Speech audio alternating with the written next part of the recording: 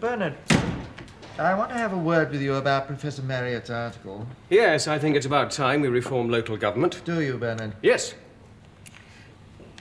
At least I think I did. That is, I'm not wholly against it. Although there are many convincing, some might say conclusive arguments against it. Some might indeed, Bernard. Yes. Why? Because, Bernard, once you create genuinely democratic local communities, it won't stop there. Won't it? Well, of course it won't. You see, once they get established, they'll insist on more power. And the politicians will be too frightened to withhold them, so you'll get regional government. Would that matter? Bernard's going to sit down. Bernard, what happens at the moment if there is some vacant land in, say, Nottingham, and there are rival proposals for its use? You know, a hospital, a college, or an airport. Well, we set up an interdepartmental committee. Department of Health, Department of Education, Department of Transport, Treasury, Environment. Ask for papers, hold meetings, propose, discuss, revise, report back, redraft, a normal thing. Precisely. Months of fruitful work.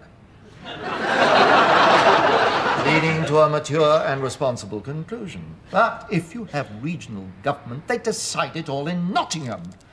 Probably in a couple of meetings, complete amateurs. It is their city. And what happens to us? Well, much less work. Yes, much less work. So little that ministers might almost be able to do it on their own. So we'd have much less power.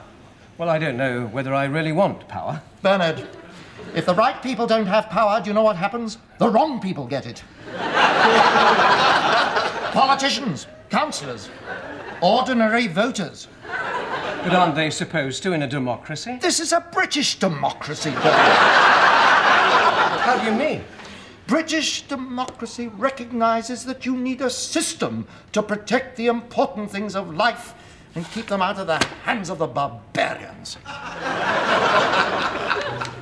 Things like the opera, Radio 3,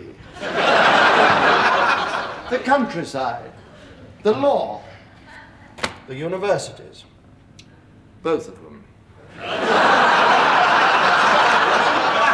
And we are that system. Gosh. We run a civilized, aristocratic government machine tempered by occasional general elections. Since 1832, we have been gradually excluding the voter from government.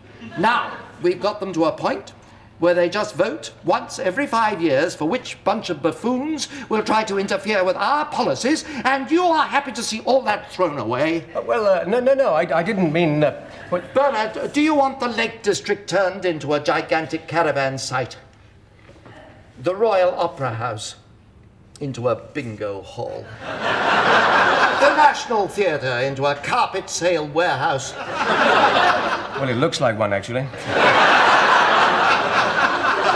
We gave the architect a knighthood so that nobody would ever say that.